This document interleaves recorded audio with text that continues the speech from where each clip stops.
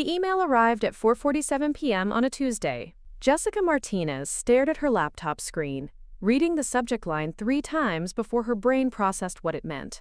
Salary adjustment notification effective immediately. She'd been with Pinnacle Financial Solutions for 7 years, climbing from junior analyst to senior risk assessment manager.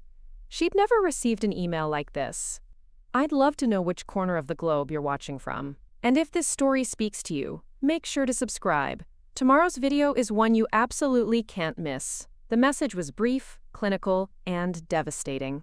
Due to operational efficiency measures, her annual salary would be reduced by $4,800, effective with the next payroll cycle. $400 less per month. The email was signed by someone she'd never heard of in HR, and her direct supervisor wasn't even copied. What Jessica didn't know that Tuesday afternoon was that her $400 monthly sacrifice would become the catalyst for one of the most spectacular corporate collapses in recent memory. Within 6 months, Pinnacle Financial Solutions would hemorrhage $2.1 billion in a single quarter, sending shockwaves through the entire investment sector and leaving thousands of employees jobless. But Jessica's story doesn't begin with that email. It begins 2 years earlier, in a conference room on the 32nd floor of a gleaming Manhattan skyscraper, where she first realized that the company she'd devoted her career to was built on foundations of sand. The first red flag appeared during what should have been a routine quarterly review meeting in September 2022. Jessica sat at the polished mahogany conference table, surrounded by department heads and senior executives, presenting her latest risk assessment report. She'd spent weeks analyzing the company's exposure to volatile cryptocurrency markets and emerging tech startups that Pinnacle had been aggressively funding. The data shows concerning patterns, Jessica began, clicking through her meticulously prepared slides. Our portfolio concentration in high-risk digital assets has increased by 340% over the past 18 months. Meanwhile, our traditional hedging strategies have been systematically dismantled. Thomas Brennan, the chief financial officer, interrupted her mid-sentence. Jessica, I appreciate your thoroughness, but we need to focus on growth opportunities, not phantom risks. With respect, Mr. Brennan, these aren't phantom risks. The cryptocurrency market alone represents 23% of our total portfolio value. If we see a significant correction, Jessica, Brennan's tone grew sharp. We deal in certainties here, not hypotheticals. Victoria Chen, the chief investment officer, leaned forward. The board has made it clear that conservative risk models are hampering our competitive edge. Our clients expect aggressive returns, and that requires aggressive positioning. Jessica felt her stomach tighten. She'd worked in financial risk assessment long enough to recognize the dangerous shift in corporate culture. The company that had once prided itself on prudent investment strategies was now chasing returns with the recklessness of a startup gambling with other people's money. I understand the pressure for returns, Jessica said carefully, but my analysis shows that our current trajectory could expose us to catastrophic losses. We're essentially doubling down on speculative investments while reducing our safety nets. The room fell silent. Marcus Whitfield, the CEO, had been quietly reviewing documents during her presentation. Now he looked up, his expression unreadable. Jessica, you've been with us for how long? 5 years at that point, Mr. Whitfield. 5 years. And in those 5 years, have your conservative projections ever accurately predicted our biggest wins? The question felt like a trap. Jessica chose her words carefully. Risk assessment isn't designed to predict wins, sir. It's designed to prevent catastrophic losses. Exactly. Whitfield's smile was cold. You're focused on what could go wrong instead of what could go right. That mindset might work for insurance companies, but we're in the business of making money. After the meeting, Jessica returned to her office feeling unsettled. She'd presented clear, data-driven analysis showing dangerous vulnerabilities in the company's investment strategy, and the executive team had dismissed her concerns as excessive caution. Even worse, they seemed to view her expertise as an obstacle to their ambitions. Over the following weeks, Jessica noticed subtle but significant changes in how her department operated.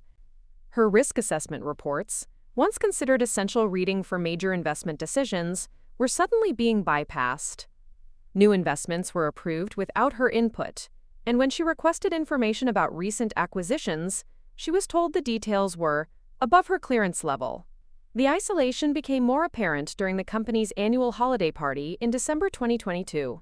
Jessica found herself standing alone near the bar, watching her colleagues celebrate what had been declared the company's most profitable year in its 15-year history. The numbers were impressive. Pinnacle had reported record revenues and was planning aggressive expansion into international markets. "You look like someone who's seen a ghost," said a voice behind her. Jessica turned to find Daniel Rodriguez, a senior accountant from the compliance department. They'd worked together on several projects over the years, and she'd always respected his attention to detail. "Just thinking," Jessica replied, taking a sip of her wine. "About the Henderson Industries acquisition?" Jessica's interest sharpened. Henderson Industries was a mid-sized manufacturing company that Pinnacle had acquired 3 months earlier for $340 million. It was one of several recent acquisitions that had been fast-tracked without her risk assessment input. "What about Henderson Industries?" Daniel glanced around the crowded party, then moved closer. "I've been reviewing their books as part of the integration process. Something doesn't add up. Their reported assets don't match what we actually acquired." "What do you mean?" "Remember how they claimed to have 3 fully operational manufacturing facilities? 2 of them haven't produced anything in over a year. The equipment is obsolete, and the buildings need major repairs. But Pinnacle paid full price based on their reported operational capacity." Jessica felt her pulse quicken. "Have you reported this to Brennan?" "I tried.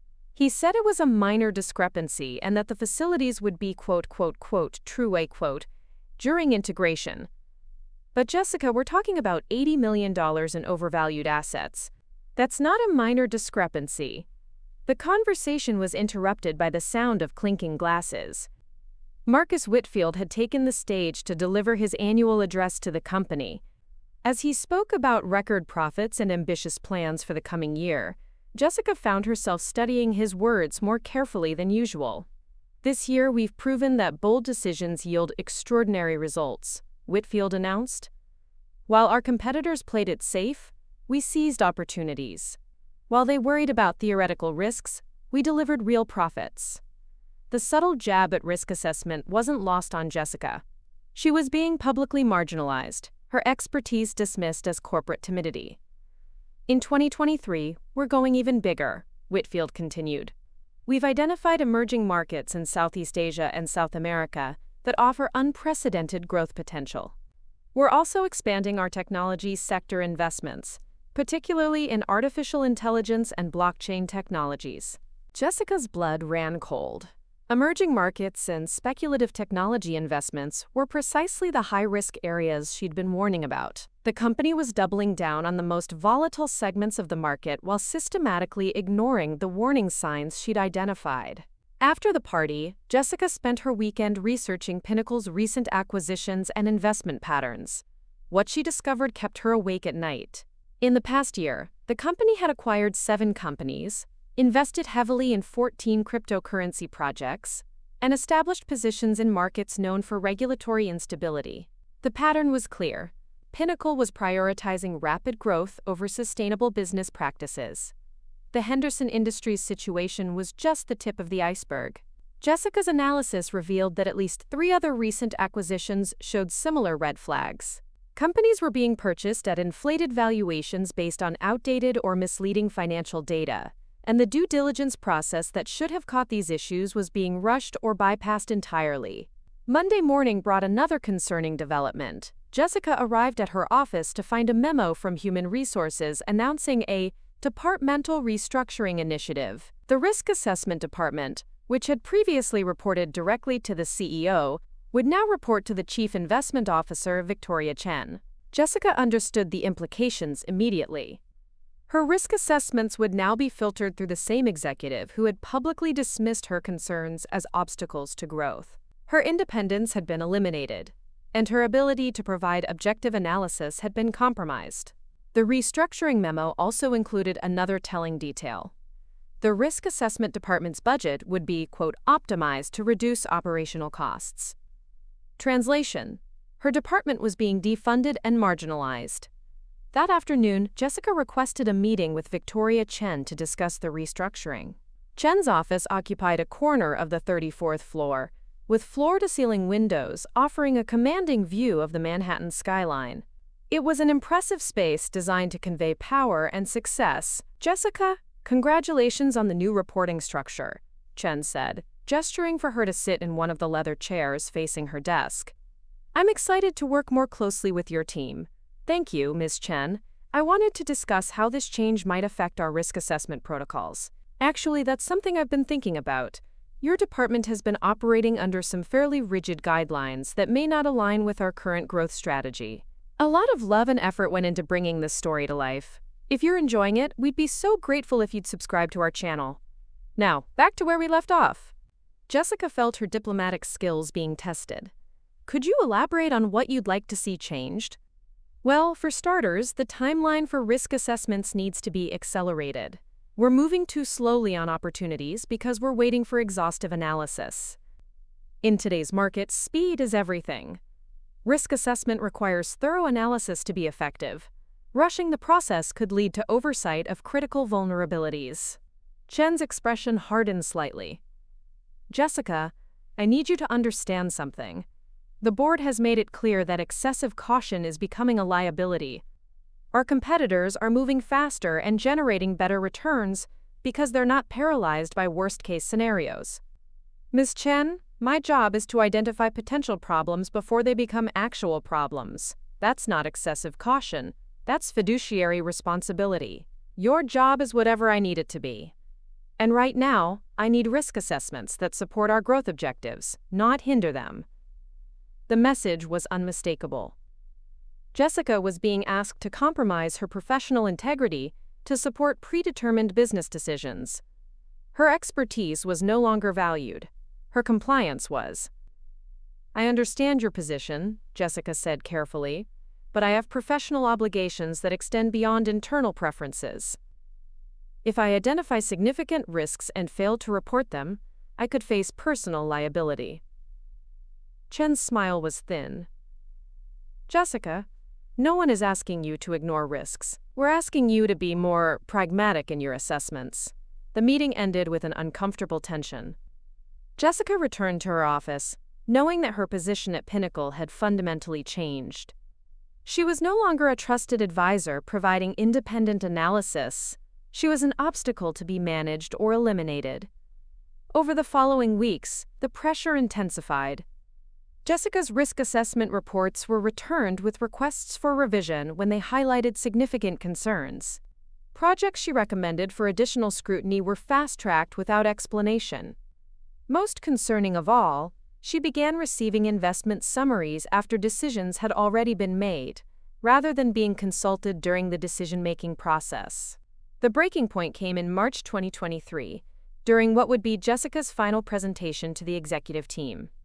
She had prepared a comprehensive analysis of Pinnacle's expanding cryptocurrency portfolio, which now represented nearly 30% of the company's total investments.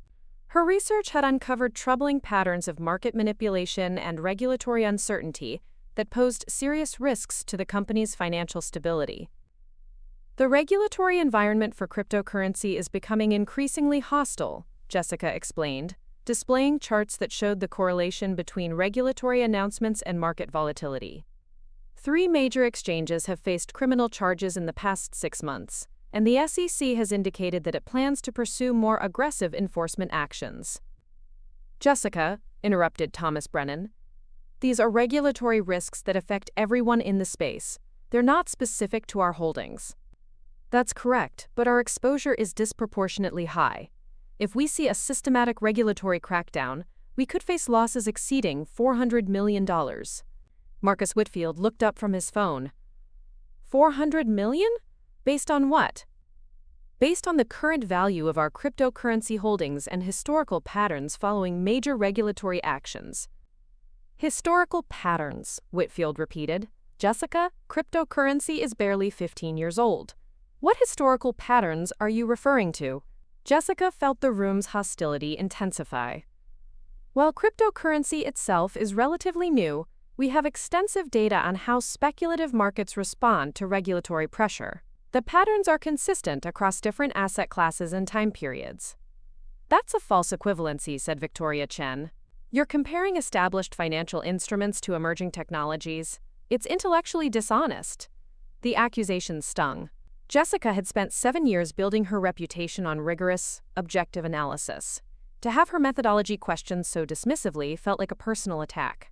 "I'm applying standard risk assessment protocols to evaluate potential vulnerabilities," Jessica replied. "These aren't experimental methods. They're industry standards."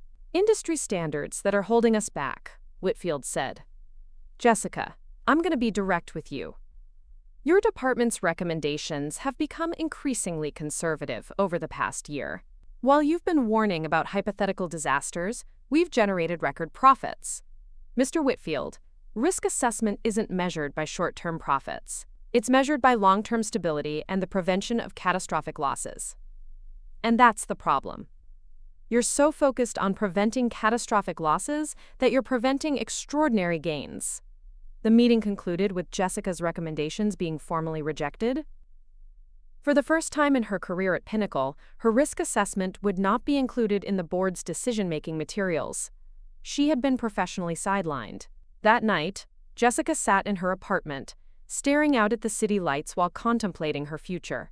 She had two choices: compromise her professional standards to remain employed, or maintain her integrity and face the consequences. The decision felt impossible, but deep down, she knew there was really only one choice she could live with. The next morning, Jessica arrived at her office to find an email waiting in her inbox. The subject line read, "Performance Improvement Plan, Mandatory Compliance." The message outlined a series of corrective actions designed to align her work with company objectives. Reading between the lines, it was clear that she was being set up for termination if she continued to resist the pressure to modify her risk assessments. Jessica printed the email and walked to the window of her office. 32 floors below, the city bustled with the energy of people pursuing their ambitions. She wondered how many of them faced similar ethical dilemmas in their work, and how many chose compliance over conscience. Her phone buzzed with a text message from Daniel Rodriguez. "Need to talk. Coffee after work?" That evening, Jessica met Daniel at a small cafe several blocks from the Pinnacle building. He looked tired and stressed, more so than she'd ever seen him. "I'm putting in my notice tomorrow," Daniel said without preamble. Jessica's coffee mug stopped halfway to her lips. "What happened?" "I've been digging deeper into our recent acquisitions, and it's worse than I thought. The Henderson Industries situation isn't an isolated incident. We've systematically overpaid for assets that don't exist or don't function. But when I try to report these discrepancies, I'm told to focus on integration rather than valuation." "How bad is it?" Daniel rubbed his temples. "Jessica, I think we've overpaid by at least $200 million across our acquisitions in the past year. Maybe more. And the cryptocurrency investments that Victoria's been pushing, I've traced some of those funds, and I'm not sure they're going where she claims they are." "What do you mean?" "Some of the blockchain projects we've invested in don't appear to exist beyond white papers and websites. I can't find actual development teams or functional products. But we've committed $50 million to these ventures." Jessica felt her heart sink. "Have you documented this?" "I've tried, but access to the relevant files keeps getting restricted. Every time I request information, I'm told it's been classified or moved to a different system. It's like they're actively preventing oversight." They sat in silence for several minutes, both understanding the implications of what Daniel had discovered.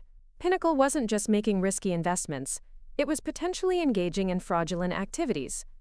"What are you going to do?" Daniel asked. Jessica stared into her coffee, watching the steam rise and dissipate. "I don't know. But I can't be complicit in this." The conversation haunted Jessica through the weekend. By Monday morning, she had made her decision. She would continue doing her job with integrity, regardless of the consequences. If Pinnacle wanted to terminate her for providing honest risk assessments, so be it. Her resolve was tested almost immediately. Victoria Chen called her into a meeting first thing Monday morning, accompanied by someone Jessica didn't recognize, a stern-looking woman introduced as Margaret Walsh from the legal department. "Jessica, we need to discuss your recent performance reviews and how we can better align your work with company objectives," Chen began. "My work is already aligned with industry standards for risk assessment," Jessica replied. Walsh leaned forward. "Ms. Martinez, There seems to be some confusion about your role here.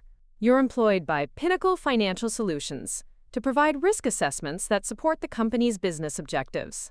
Your assessments should facilitate decision-making, not obstruct it. My assessments provide objective analysis of potential risks. If that analysis doesn't support a particular decision, that's information the company needs to have. But you're not providing balanced analysis, Chen interjected. You're focusing exclusively on negative scenarios while ignoring positive outcomes. Jessica felt her patience wearing thin.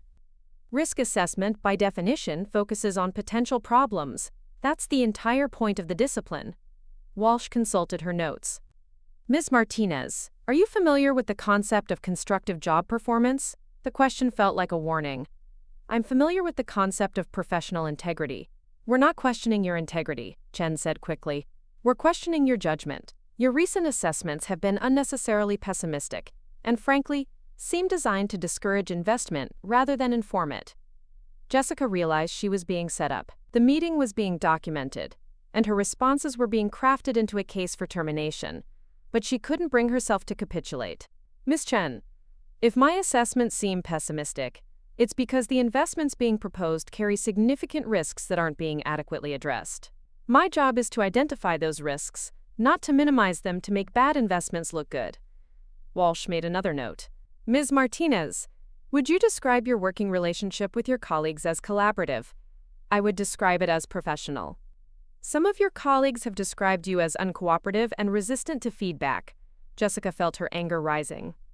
If providing objective analysis based on professional standards is considered uncooperative, then I'm guilty as charged. The meeting continued for another 20 minutes, with Walsh asking increasingly pointed questions about Jessica's attitude, her willingness to adapt to changing business needs, and her commitment to the company's success.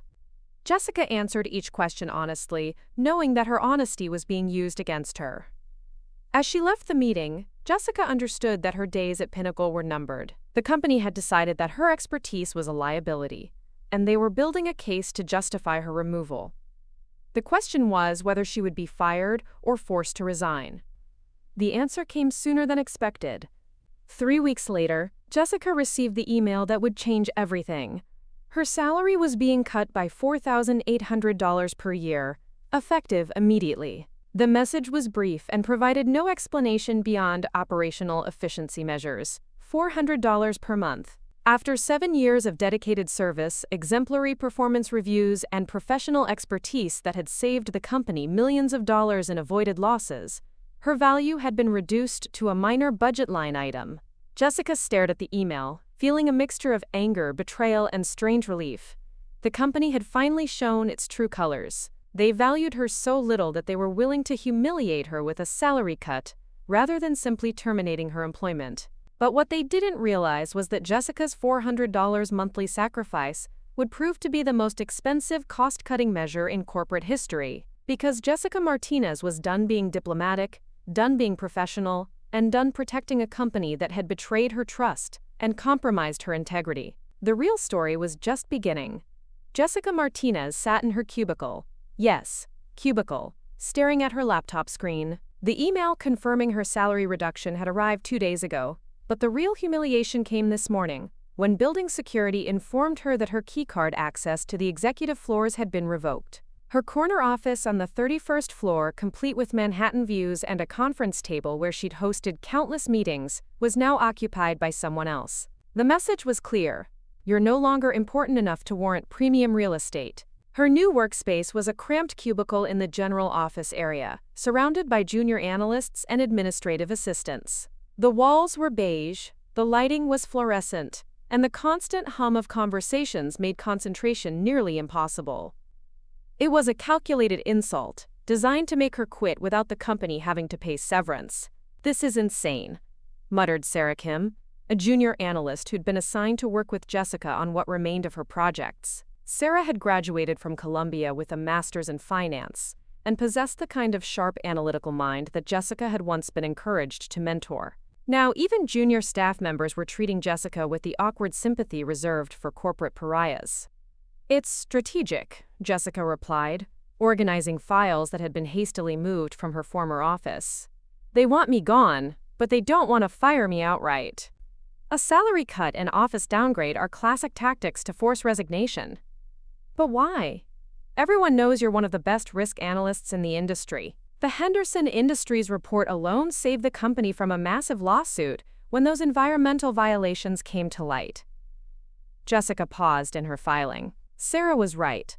Her risk assessment had identified potential environmental liabilities that Henderson Industries had concealed during the acquisition process. When EPA violations were discovered 6 months later, Pinnacle had been prepared with legal documentation proving they'd been misled about the company's environmental compliance status. The preparation had prevented a $30 million lawsuit. That's exactly why they want me gone, Jessica said. I'm not just identifying risks anymore. I'm documenting patterns that could become evidence. What Jessica didn't tell Sarah was that she'd spent the past week creating copies of every risk assessment, every rejected recommendation, and every warning she'd issued over the past 2 years. If Pinnacle was determined to destroy her career, she was going to make sure there was a record of what she'd tried to prevent. Her phone buzzed with a text from an unknown number. Coffee? Important information about PT. Meet me at Meridian Cafe on 47th at 3 p.m. A friend who knows the truth. Jessica stared at the message, her pulse quickening. PT almost certainly referred to Pinnacle Technologies, a subsidiary that had been established 6 months ago to handle the company's cryptocurrency and blockchain investments. The subsidiary had been Victoria Chen's pet project, operating with unusual autonomy and minimal oversight. At 2:55 p.m., Jessica walked into Meridian Cafe, a small coffee shop several blocks from Pinnacle's headquarters. She scanned the room, unsure who she was looking for, when a woman in her early 30s approached her table. Jessica Martinez? The woman was professionally dressed, with short auburn hair and intelligent eyes behind wire-rimmed glasses. I'm Amanda Foster. I worked for Pinnacle Technologies. Worked? I was terminated yesterday, officially for performance issues, but really because I started asking too many questions about where our money was actually going. Amanda sat down across from Jessica, glancing around the cafe nervously. I heard about your salary cut. Word travels fast in the building, especially when it's this obviously vindictive. What did you want to tell me about Pinnacle Technologies? First, I need to know. Are you planning to quit? Jessica considered the question. I'm planning to document everything first. Amanda smiled grimly. Good, because what I'm about to tell you is going to give you a lot to document. Over the next hour, Amanda laid out a story that was even worse than Jessica had imagined. Pinnacle Technologies wasn't just making risky cryptocurrency investments. It was essentially operating as a money laundering front for Marcus Whitfield and Victoria Chen's personal enrichment. The blockchain projects we've been funding don't exist, Amanda explained, pulling out a tablet loaded with financial records. Oh, they have websites and white papers, but there are no actual development teams. The money gets transferred to these shell companies, then immediately redirected to offshore accounts. Jessica felt her blood chill. How much money are we talking about? Based on what I could trace before my access was revoked, at least $180 million over the past 8 months. But I think it's more. Much more. Why are you telling me this? Amanda's expression hardened. Because they're going to blame people like us when this collapses. They're setting up a paper trail that makes it look like the fraud was perpetrated by mid-level employees who exceeded their authority. Your risk assessments, my compliance reports. They're going to claim we were complicit in covering up problems we actually tried to expose. Do you have proof? Some, but not enough to take to the SEC on my own. I need someone with your credibility and documentation to corroborate the timeline. Jessica spent the rest of the afternoon reviewing Amanda's evidence. The picture that emerged was devastating. Pinnacle Financial Solutions had devolved into a sophisticated fraud operation, using legitimate investment activities to mask systematic theft of client funds. The cryptocurrency investments that Victoria Chen had been pushing weren't just risky, they were entirely fictional. The blockchain development companies receiving Pinnacle's money existed only on paper, with impressive websites created by the same web development firm that had been paid through another shell company. Even more damning was the pattern of acquisitions. Companies like Henderson Industries weren't just overvalued. They were being purchased specifically for their cash reserves and liquid assets. Once acquired, These assets were being systematically stripped and redirected through the same network of shell companies that were handling the cryptocurrency fraud. "How long do you think they can keep this up?" Jessica asked. "Not long. The quarterly reports are due in 6 weeks, and there's no way to hide $180 million in missing assets. They're either going to confess and try to minimize their exposure, or they're going to accelerate the fraud and try to steal enough money to disappear." Jessica's phone rang. The caller ID showed Victoria Chen's number. "Jessica, I need you in my office immediately. We have a situation that requires your expertise." 20 minutes later, Jessica found herself back on the 34th floor in Victoria Chen's office, facing a crisis that would define the rest of her career at Pinnacle. "We've had a development with our Zenith crypto portfolio," Chen began, her usual confidence replaced by obvious stress. "There's been a liquidity issue." Jessica had reviewed the Zenith crypto investment just 2 months earlier. It was a $45 million commitment to a blockchain development company that claimed to be creating revolutionary smart contract technology. Her risk assessment had identified numerous red flags, including the fact that the company's claimed partnerships with major tech firms couldn't be verified. "What kind of liquidity issue?" "The founders seem to have disappeared, their offices are empty, their website is down, and they're not responding to any communications." Jessica felt a cold satisfaction. "So it was a fraud, exactly as I warned in my risk assessment." Chen's jaw tightened. "We don't know that it was fraud. It could be a temporary operational issue." "Victoria, their office lease was never renewed. I included that information in my report. The address they provided was a co-working space that they rented by the month. There were never any actual operations. Regardless, we need to determine our legal options for recovering the investment. Our legal options are limited when we've been defrauded, which is why I recommended against this investment in the first place." The conversation continued for another 30 minutes, with Chen desperately trying to find a way to recover the $45 million while avoiding responsibility for ignoring Jessica's warnings. But Jessica could see the bigger picture. This wasn't an isolated incident. The Zenith crypto fraud was just the first domino to fall. Over the next week, 3 more cryptocurrency investments collapsed under similar circumstances. Each time, the pattern was identical. Companies that had looked promising on paper turned out to be elaborate fraud schemes, and each time, Jessica's risk assessments had identified the warning signs that had been ignored. The losses were mounting rapidly. Within 2 weeks, Pinnacle had lost over $120 million to various cryptocurrency frauds, and that was just the beginning. The real crisis was still developing in the shadows. Jessica's documentation efforts intensified. She was now working late into the night, creating detailed timelines that showed exactly when she'd identified risks, when she'd reported them, and how the executive team had responded. The pattern was damning. Every major loss could have been prevented if her recommendations had been followed. But her real breakthrough came when she gained access to Amanda Foster's encrypted files. Amanda had been more thorough than Jessica had realized, documenting not just the fraudulent investments, but also the complex network of shell companies and offshore accounts that were being used to hide stolen funds. The evidence was overwhelming. Pinnacle Financial Solutions was being systematically looted by its own executives. Client funds were being diverted to fake investments, real estate acquisitions were being inflated to justify massive cash transfers, and the company's reported profits were largely fictional. Jessica realized she was sitting on evidence of one of the largest corporate frauds in recent history. The question was what to do with that information. Her answer came in the form of another salary cut notice. This time, the email arrived at 6:23 p.m. on a Friday, when most employees had already left for the weekend. Jessica's salary was being reduced by another $3,200 annually, bringing her total annual income reduction to $8,000. The message cited continued operational efficiency requirements and performance improvement initiatives.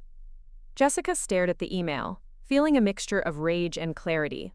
They were trying to force her out before she could expose what she'd discovered. The salary cuts weren't about saving money. They were about creating a paper trail that would make it look like she was a disgruntled employee whose credibility had been compromised by poor performance. She printed the email and added it to her growing file of documentation. Then she opened her laptop and began typing a different kind of document, a detailed whistleblower complaint that would expose the entire fraud operation. The complaint was 47 pages long and included over 200 supporting documents. It detailed every fraudulent investment, every shell company, every offshore account, and every warning that had been ignored.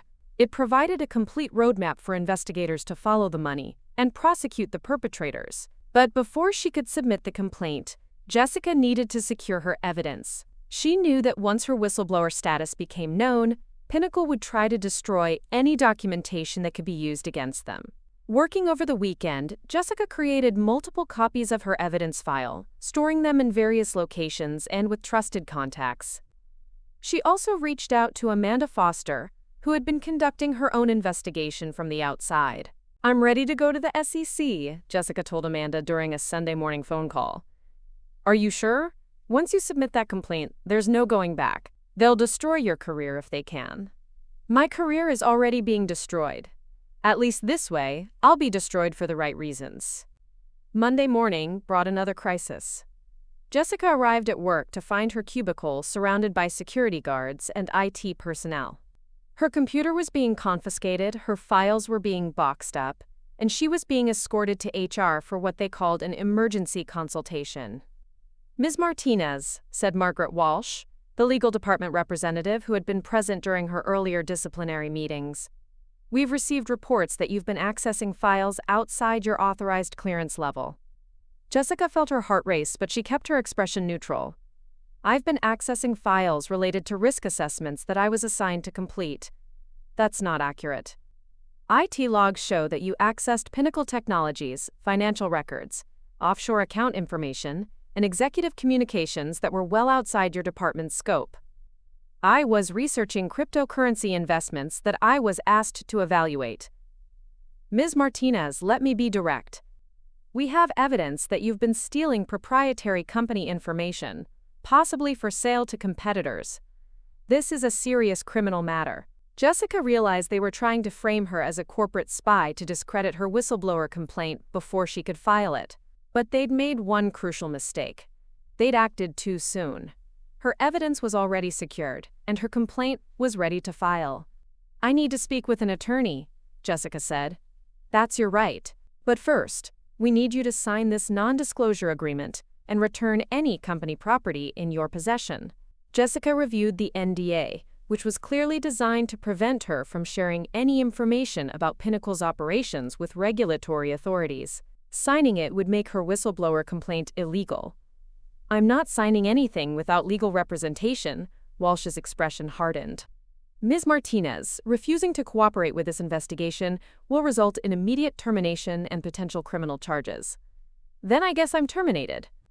Jessica walked out of the building that afternoon, carrying only her personal belongings, but she'd accomplished something far more important than keeping her job. She'd preserved the evidence needed to expose one of the largest corporate frauds in recent memory. That evening, she submitted her whistleblower complaint to the Securities and Exchange Commission, the Department of Justice, and the New York State Attorney General's office. The complaint detailed $180 million in confirmed fraudulent investments and suggested that the total amount of missing client funds could exceed $500 million. But Jessica had underestimated the scope of the fraud. The investigation that followed would reveal that Pinnacle Financial Solutions hadn't just been stealing from clients. It had been operating as a massive Ponzi scheme, using new investments to cover up previous losses, while executives systematically looted the company's assets. The $400 monthly salary cut that had triggered Jessica's investigation would prove to be the catalyst for uncovering a fraud that would ultimately cost investors over $2.1 billion and result in one of the largest corporate bankruptcies in financial history. Jessica Martinez had been right about the risks all along. The only question now was whether justice would prevail over corporate power.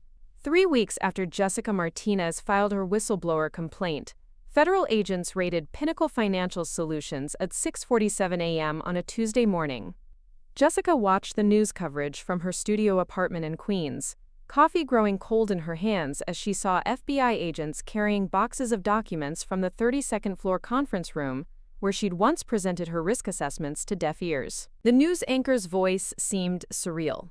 Federal investigators are executing search warrants at the Manhattan headquarters of Pinnacle Financial Solutions, following allegations of securities fraud and embezzlement. Sources close to the investigations suggest the probe centers on cryptocurrency investments and offshore financial activities. Jessica's phone had been ringing constantly since the story broke. Reporters, former colleagues, and unknown numbers, all seeking information about what she knew and when she knew it. She'd been advised by her attorney, Robert Castellanos, to avoid all media contact until the investigation was complete. Let the evidence speak for itself, Castellanos had told her. Your complaint is incredibly detailed and well documented. Don't give them ammunition to attack your credibility by making public statements they can twist. But staying silent was torturous when Jessica could see the investigation unfolding exactly as she'd predicted. The cryptocurrency investments she'd warned against were proving to be elaborate fraud schemes. The offshore accounts Amanda Foster had discovered were being traced by federal forensic accountants. The shell companies that had received millions in Pinnacle funds were being exposed as criminal enterprises. Jessica's apartment had become her war room. She'd converted her dining table into a workspace covered with printed emails, financial documents, and timeline charts that traced the evolution of Pinnacle's fraudulent activities. Every document was meticulously organized and cross-referenced, creating a comprehensive narrative of corporate crime that spanned nearly 2 years. Her doorbell rang at 2:30 p.m. Through the peephole, she could see 2 people in business suits holding badges. Ms. Martinez, I'm Special Agent Karen Mitchell with the FBI, and this is Agent David Park. We'd like to speak with you about your complaint regarding Pinnacle Financial Solutions. Jessica had been expecting this visit since filing her whistleblower complaint. She opened the door and invited them in, noting how their eyes immediately went to her improvised investigation center. Impressive work, Agent Mitchell said, examining Jessica's documentation. How long did it take you to compile all this? About 6 weeks of intensive research, but I'd been collecting pieces of it for almost 2 years. Every time my risk assessments were ignored or my recommendations were rejected, I kept copies. Agent Park pulled out a digital recorder. Ms. Martinez, we'd like to go through your complaint in detail, but first, can you explain how you first became suspicious of fraudulent activity? Jessica walked them through the timeline, starting with the Henderson Industries acquisition and the pattern of overvalued purchases that followed. She explained how her warnings about cryptocurrency investments had been dismissed, how her department had been restructured to limit her independence, and how the salary cuts had been the final indication that she was being pushed out for asking inconvenient questions. The salary reduction was obviously intended to force my resignation, Jessica explained, but it also revealed how desperate they were to silence me. $400 a month is insignificant compared to the amounts they were stealing. It was purely vindictive. Agent Mitchell made notes as Jessica spoke. Tell us about Amanda Foster. How did she contact you? She reached out after she was terminated from Pinnacle Technologies. She'd been investigating discrepancies in cryptocurrency investments and discovered that many of the companies receiving funds didn't actually exist. Do you have copies of the evidence she shared with you? Jessica retrieved an encrypted flash drive from her safe. Everything's on here. Financial records, offshore account information, correspondence between executives, and documentation of shell companies used to hide stolen funds. Agent Park examined the flash drive. This is extremely valuable. Ms. Foster has been cooperating with our investigation, and her evidence corroborates your timeline perfectly. Over the next 3 hours, Jessica walked the agents through every aspect of her complaint. They were particularly interested in the decision-making process that had led to the fraudulent investments, and how Jessica's warnings had been systematically ignored. Based on your analysis, how much money do you believe was stolen? Agent Mitchell asked. From what I could document, at least $180 million in fraudulent cryptocurrency investments. But I suspect the total is much higher. The real estate acquisitions alone probably account for another $200 million in inflated valuations, and I never had access to Pinnacle Technologies' complete financial records. What's your estimate for total investor losses? Jessica consulted her charts. If the Ponzi scheme theory is correct, and the evidence strongly suggests it is, investor losses could exceed $2 billion. They were using new investments to cover previous losses while systematically looting client accounts. Agent Park's expression was grim. That matches our preliminary analysis. We're looking at one of the largest investment fraud cases in recent history. After the agents left, Jessica felt a mixture of vindication and dread. Vindication because her warnings were being proven correct, but dread because she understood the human cost of what was unfolding. Thousands of investors were about to discover that their retirement savings, college funds, and life savings had been stolen by the executives they'd trusted. The media coverage intensified over the following days. Financial news networks ran constant updates about the Pinnacle investigation, and Jessica's name began appearing in reports as the whistleblower whose complaint had triggered the federal probe. A former risk assessment manager at Pinnacle Financial Solutions provided detailed documentation of fraudulent activities that investigators say formed the basis for this week's raids, reported CNN Money. Sources familiar with the investigation described the whistleblower's complaint as extraordinarily comprehensive and, quote, devastating to the defendants. Jessica's phone rang constantly with interview requests that she declined. But the publicity had an unexpected benefit. Other former Pinnacle employees began reaching out with additional evidence and corroborating information. Michael Torres, a former IT specialist, called to report that he'd been instructed to delete financial records and email communications in the weeks before Jessica filed her complaint. They told us it was routine data purging, he explained, but the timing was suspicious, and they specifically asked us to delete anything related to cryptocurrency investments or offshore accounts. Linda Chang, who had worked in accounts receivable, provided documentation showing that client payments had been redirected to unauthorized accounts. We started getting complaints from clients who said their money wasn't being invested as promised, she told Jessica. When I tried to investigate, I was told it was a temporary processing issue, but the problems kept getting worse. Each new piece of evidence strengthened the case against Pinnacle's executives and confirmed Jessica's analysis of how the fraud had operated. But the most damaging revelation came from an unexpected source. Thomas Brennan, the chief financial officer who had publicly dismissed Jessica's risk assessments, reached out through his attorney to negotiate a cooperation agreement with federal prosecutors. According to news reports, Brennan was prepared to testify that Marcus Whitfield and Victoria Chen had orchestrated the fraud while deliberately excluding other executives from their criminal activities. Brennan's cooperation is significant. Robert Castellanos explained to Jessica during one of their regular updates. He has access to financial records and executive communications that corroborate everything in your complaint. His testimony will be crucial for securing convictions. But Jessica was skeptical of Brennan's sudden cooperation. He was present at every meeting where my warnings were dismissed. He personally approved many of the fraudulent investments. This sounds like an attempt to minimize his own culpability. Probably true, but that doesn't make his testimony less valuable. The prosecution will use his cooperation to build cases against the primary defendants, then deal with his level of responsibility separately. The investigation moved rapidly through the summer. Federal agents executed additional search warrants at Pinnacle Technologies and several shell companies connected to the fraud. Offshore accounts were frozen, preventing the executives from accessing stolen funds that hadn't already been spent or hidden.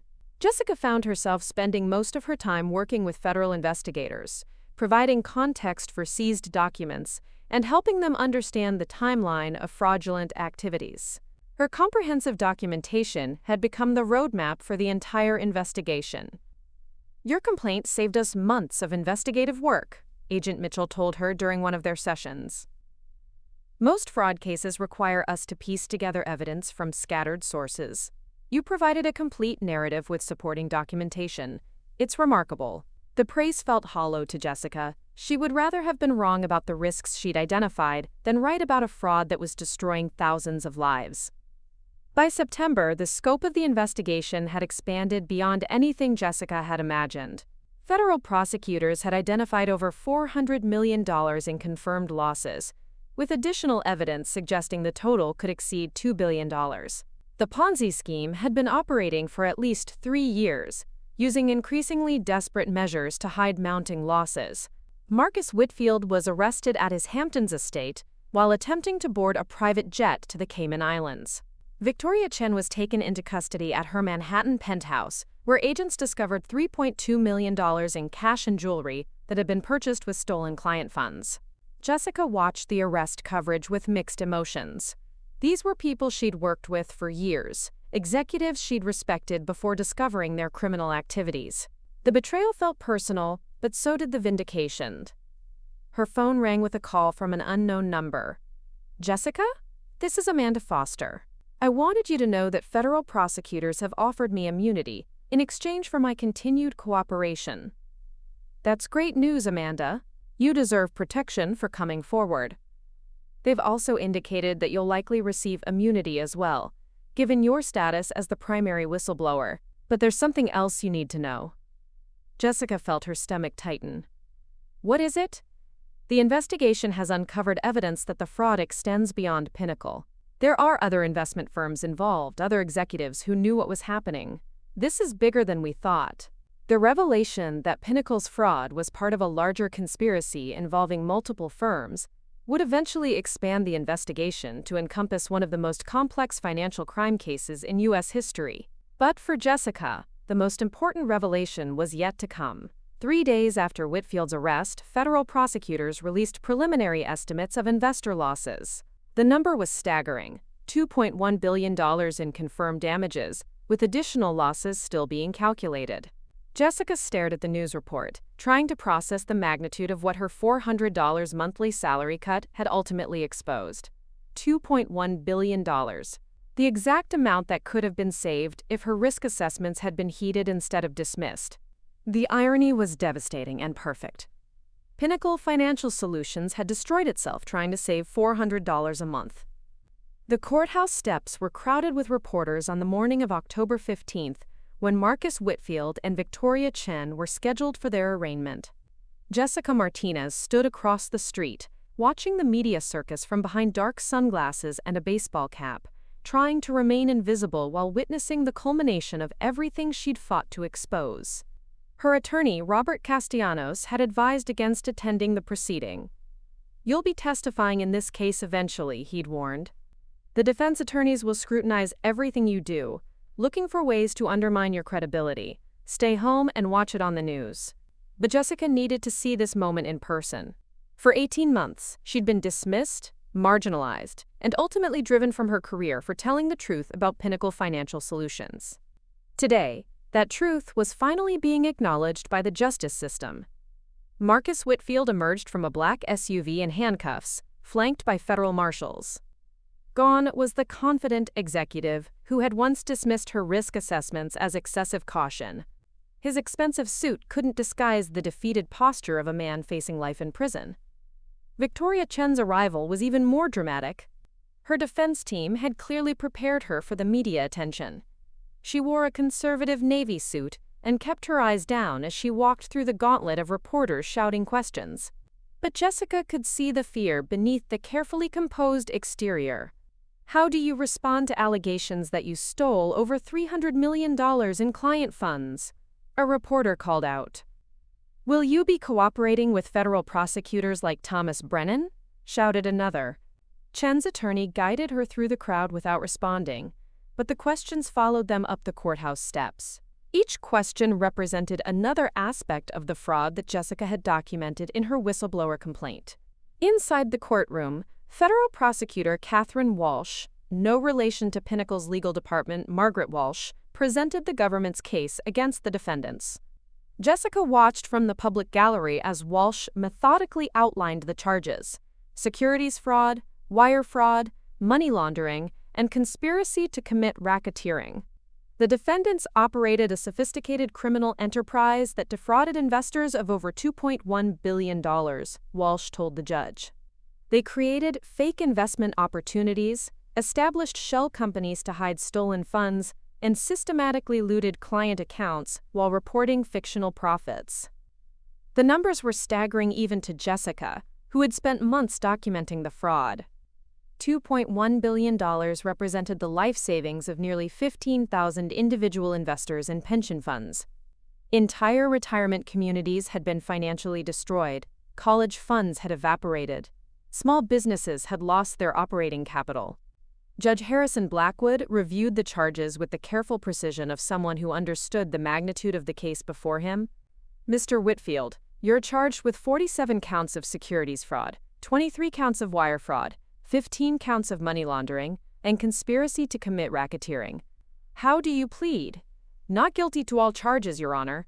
The words echoed through the courtroom, but Jessica could see the futility in Whitfield's defiance. The evidence against him was overwhelming, documented in thousands of pages of financial records, email communications, and witness testimony. Chen's plea was identical, delivered in a voice barely audible from the public gallery. Not guilty to all charges, Your Honor. After the arraignment, Jessica walked through Central Park, trying to process what she'd witnessed. Her phone buzzed with a text from Amanda Foster. Saw the news coverage. "How are you holding up?" Jessica replied, "Strange to see it finally happening. Feels surreal." "I know what you mean. I keep thinking about all the people whose lives were destroyed while we were trying to get someone to listen." The conversation reminded Jessica of the human cost behind the legal proceedings. While she'd been focused on documenting the fraud and working with investigators, thousands of victims were dealing with the devastating consequences of trusting Pinnacle with their money. Eleanor Santos, a 67-year-old retired teacher from Brooklyn, had lost her entire retirement savings. $340,000 accumulated over 4 decades of teaching. She'd trusted Pinnacle because their advertisements emphasized safety and conservative investment strategies. The Martinez family, no relation to Jessica, had invested their son's college fund with Pinnacle after being assured that education investments were their specialty. 18 months later, their $85,000 investment had vanished, and their son was working 2 jobs to pay for community college. David and Margaret Chen, also no relation to Victoria Chen, had liquidated their small business to invest with Pinnacle, believing they could secure their retirement while helping their daughter start her own company. The fraud had cost them everything: their business, their savings, and their dreams of helping their daughter. These stories, multiplied across thousands of victims, represented the true cost of Pinnacle's criminal enterprise. The $400 monthly salary cut that had triggered Jessica's investigation seemed insignificant compared to the financial devastation inflicted on innocent people. Jessica's reflection was interrupted by her phone ringing. The caller ID showed a number she recognized: Special Agent Karen Mitchell. "Jessica, we need to discuss your testimony. The defense teams have filed motions challenging your credibility as a whistleblower, and we need to prepare for their attacks." Jessica met Agent Mitchell at a federal building in Lower Manhattan the next morning. The preparation session revealed the defense strategy that would be used against her, portraying her as a disgruntled employee who fabricated evidence to seek revenge against executives who had rightfully questioned her competence. "They're going to argue that you had access to client information that you shouldn't have had," Mitchell explained. "They'll claim you used that access to create false documentation supporting your allegations. That's absurd. Every document I provided came from legitimate risk assessments or official company communications." "We know that, and the evidence supports your position. But defense attorneys don't need to prove you're lying. They just need to create reasonable doubt about your motivations and methods." The strategy was predictable, but concerning. Jessica's entire case rested on her credibility as an objective professional who had identified real risks and been punished for reporting them. If the defense could successfully portray her as vindictive or incompetent, it might undermine the entire prosecution. "There's something else," Mitchell continued. "Thomas Brennan's cooperation has revealed additional evidence about the timing of your salary cuts. According to his testimony, Whitfield and Chen specifically discussed your risk assessments and decided that reducing your salary would either force your resignation or discredit your complaints." Jessica felt a cold satisfaction. So it was deliberate retaliation. More than that, it was conspiracy to obstruct justice. They were actively trying to silence a witness to their criminal activities. The revelation added new charges to the case against Whitfield and Chen: witness tampering and obstruction of justice. But it also elevated Jessica's role from whistleblower to victim of criminal retaliation. Over the following weeks, Jessica spent countless hours preparing for her testimony. Federal prosecutors walked her through every aspect of her complaint, every document she'd provided, and every interaction she'd had with Pinnacle executives. The preparation was exhausting but necessary. Her testimony would be the foundation of the government's case. "Remember," Prosecutor Catherine Walsh told her during one session, The defense is going to try to make this about your personal grievances rather than the defendant's criminal behavior. Stay focused on the facts, stick to your documentation, and don't let them bait you into emotional responses. The trial began on November 8th with jury selection. Jessica watched potential jurors being questioned about their knowledge of financial crimes, their experience with investment losses, and their ability to remain objective despite the enormous scope of the alleged fraud. The prosecution's opening statement was devastating. Catherine Walsh methodically outlined how Whitfield and Chen had operated their criminal enterprise, using Jessica's documentation to create a timeline that showed the evolution from risky investments to outright fraud. The evidence will show that when Ms. Jessica Martinez tried to warn about the risks these defendants were taking with client money, they didn't listen, they retaliated, Walsh told the jury. They cut her salary, demoted her, and ultimately forced her out of the company. But her warnings were accurate. Every risk she identified became reality. Every loss she predicted occurred exactly as she said it would. The defense's opening statement followed the strategy Agent Mitchell had predicted. Whitfield's attorney, Jonathan Rivers, portrayed Jessica as an incompetent employee who had fabricated evidence to justify her own failures. Ms. Martinez was a mid-level employee whose conservative approach to risk assessment was inconsistent with modern investment strategies, Rivers argued. When her superiors rightfully questioned her methods and conclusions, she became vindictive. The so-called evidence she provided was compiled after her termination, using information she obtained improperly and documents she may have altered.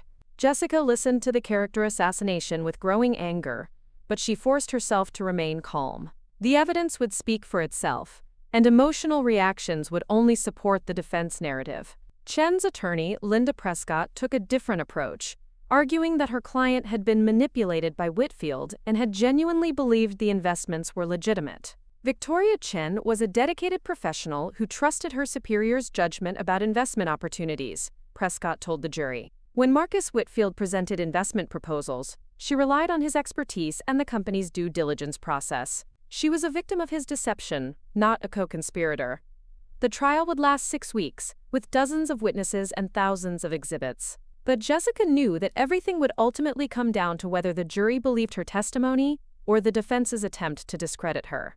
As she left the courthouse that first day, Jessica realized that the real trial wasn't just about Whitfield and Chen. It was about whether corporate whistleblowers could successfully challenge powerful executives without being destroyed in the process. The answer would determine not just the fate of the defendants, but the future of financial accountability in American business. The witness stand felt smaller than Jessica Martinez had imagined. After weeks of preparation, months of investigation, and nearly 2 years since her first salary cut, she was finally face-to-face with the jury that would determine whether justice prevailed over corporate power. Federal prosecutor Catherine Walsh approached the witness stand with the confidence of someone holding an unbeatable hand. The government's case had been building momentum for 3 weeks, with witness after witness corroborating Jessica's original whistleblower complaint. Ms. Martinez, please tell the jury about your educational background and professional experience. Jessica had rehearsed this moment countless times, but her voice still trembled slightly as she began. I have a master's degree in finance from NYU and 7 years of experience in risk assessment. Before joining Pinnacle, I worked for 2 smaller investment firms and had a track record of identifying potential problems before they became actual losses. During your time at Pinnacle Financial Solutions, did you ever express concerns about the company's investment strategies? Yes, repeatedly. Starting in late 2022, I began identifying significant risks in our cryptocurrency investments and acquisitions. My risk assessments documented specific vulnerabilities that could lead to substantial losses. Walsh introduced exhibit after exhibit.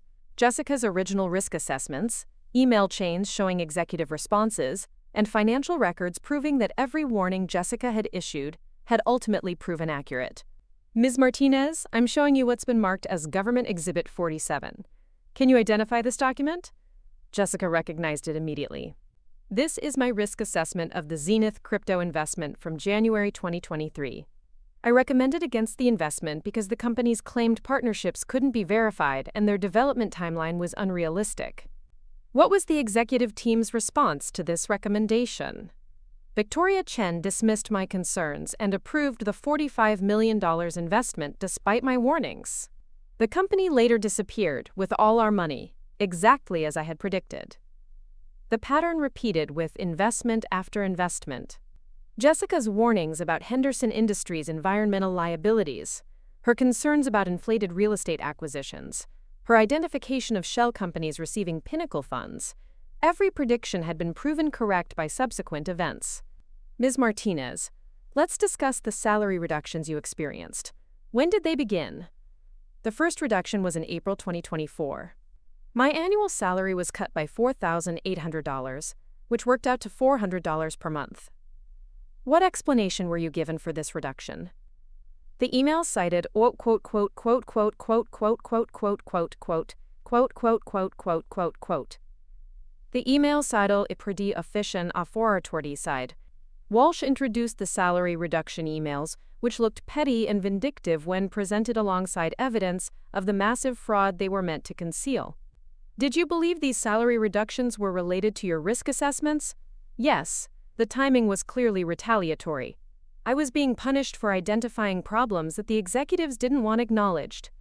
The prosecution's direct examination continued for 4 hours, methodically establishing Jessica's credibility, the accuracy of her predictions, and the pattern of retaliation she'd experienced. By the end, the jury had heard a comprehensive narrative that portrayed Jessica as a competent professional who had been victimized for doing her job correctly. But Jessica knew the real test would come during cross-examination. Jonathan Rivers, Marcus Whitfield's defense attorney, approached the witness stand with the predatory smile of a lawyer who believed he could destroy her credibility. Jessica steeled herself for the attack she knew was coming. Ms. Martinez, you've testified that you were a competent risk assessment manager, but isn't it true that your colleagues frequently disagreed with your analyses? Risk assessment often involves disagreement about the level of acceptable risk. That's normal in the industry. But your disagreements with management were particularly frequent, weren't they? In fact, you developed a reputation for being obstructionist and difficult to work with. Jessica felt her anger rising but forced herself to remain calm. I developed a reputation for thoroughness and accuracy. My job was to identify risks, not to make executives feel good about bad decisions. Rivers smiled, sensing an opening. Ms. Martinez, were you disappointed when you didn't receive the promotion to senior vice president that was given to Victoria Chen in 2023? The question was clearly intended to establish a personal motive for her allegations. Jessica had expected it. I was disappointed, but that disappointment didn't affect my professional judgment. My risk assessments were based on objective analysis, not personal grievances. But you must have felt that Ms. Chen was less qualified for the position than you were. I felt that my experience in risk assessment made me a strong candidate, but personnel decisions weren't my responsibility. Rivers continued the attack for 2 hours, trying to portray Jessica as a bitter employee who had fabricated evidence to seek revenge against executives who had rightfully questioned her competence. But every line of attack was undermined by the documentary evidence supporting her claims. Ms. Martinez, isn't it true that you accessed confidential financial records that were outside your authorized clearance level? I accessed records related to investments I was asked to evaluate. That was part of my job responsibilities. But you continued accessing those records even after you were told to limit your analysis, didn't you? I continued doing my job despite attempts to limit my ability to identify risks. That's what professional integrity requires. The cross-examination ended with Rivers looking frustrated and Jessica feeling cautiously optimistic. The defense had failed to land any devastating blows, and her testimony had remained consistent throughout the aggressive questioning. Chen's attorney, Linda Prescott, took a gentler approach during her cross-examination, trying to establish that her client had been deceived by Whitfield rather than being a willing participant in the fraud. Ms. Martinez, in your interactions with Ms. Chen, did she ever indicate that she knew the investments were fraudulent? She dismissed my warnings about specific risks, but I can't testify about her knowledge of fraud because I wasn't privy to her private communications with Mr. Whitfield. Did Ms. Chen ever personally benefit from the alleged fraud in ways that were obvious to you? I observed that she received substantial bonuses based on the company's reported profits, but I don't know the specific details of her compensation. Prescott's strategy was more sophisticated than Rivers', acknowledging the fraud while trying to minimize her client's culpability. But Jessica's testimony had already established that Chen had been directly involved in dismissing warnings and approving fraudulent investments. After Jessica's testimony concluded, the prosecution called Amanda Foster to corroborate the evidence about Pinnacle Technologies and the cryptocurrency fraud. Amanda's testimony was devastating, providing detailed evidence about shell companies and offshore accounts that supported every aspect of Jessica's original complaint. Thomas Brennan's testimony was equally damaging to the defense. Despite his cooperation agreement, Brennan was forced to admit that he had personally approved many of the fraudulent investments and had participated in meetings where executives discussed ways to silence Jessica's warnings. "Did you participate in discussions about reducing Ms. Martinez's salary?" Prosecutor Walsh asked. "Yes." Marcus and Victoria felt that she was becoming a problem, and that reducing her compensation might encourage her to seek employment elsewhere. Was this decision based on her job performance? No, it was based on her persistence in raising concerns that we didn't want to address. The admission was devastating. Brennan had confirmed that the salary reductions were pure retaliation, designed to silence a whistleblower who was threatening to expose their criminal activities.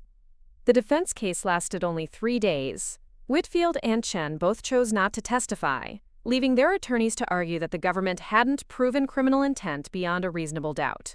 But the evidence was overwhelming, and the jury had heard from multiple witnesses who corroborated Jessica's account. During closing arguments, Catherine Walsh reminded the jury of the human cost of the defendant's crimes. Jessica Martinez tried to prevent this catastrophe. She identified the risks, she documented the problems, and she warned about the consequences. Instead of listening, the defendants cut her salary and forced her out of the company. They chose $400 in monthly savings over $2.1 billion in investor protection. The jury deliberated for less than 6 hours. On the charge of securities fraud in the first degree, how do you find? Guilty. On the charge of wire fraud, how do you find? Guilty. The verdicts continued for 47 counts against Whitfield and 32 counts against Chen. Every single charge resulted in a guilty verdict. Jessica watched from the gallery as the defendants were led away in handcuffs. Whitfield received a sentence of 25 years in federal prison. Chen received 18 years. Both were ordered to pay restitution of $2.1 billion, though most of the stolen money would never be recovered. 6 months after the trial, Jessica received a call from the SEC's Office of the Whistleblower. Her complaint had resulted in one of the largest awards in the program's history, $47 million, representing her share of penalties collected from the defendants. The money felt hollow compared to the devastation inflicted on innocent investors, but it provided Jessica with the financial security to start her own risk assessment consulting firm. She specialized in helping smaller investment firms avoid the pitfalls that had destroyed Pinnacle. Eleanor Santos, the retired teacher who had lost her life savings, sent Jessica a handwritten letter. "Thank you for having the courage to speak up. Even though my money is gone, knowing that you fought for people like me means everything." Jessica framed the letter and hung it in her new office, next to a newspaper clipping with the headline, "Corporate Whistleblower Prevents Billions in Additional Losses." The irony was perfect and devastating. Pinnacle Financial Solutions had tried to save $400 per month by cutting Jessica Martinez's salary. Instead, they had eliminated the one person who could have saved them $2.1 billion. Sometimes, the smallest acts of corporate pettiness reveal the largest failures of institutional integrity. Jessica's story became a cautionary tale taught in business schools, a reminder that the most expensive cost-cutting measures are often the ones that silence the people trying to prevent disaster. In the end, Jessica Martinez had gotten something more valuable than her job back. She had gotten justice. And in a system where corporate whistleblowers often face retaliation and ruin, justice was worth more than any salary they could have cut.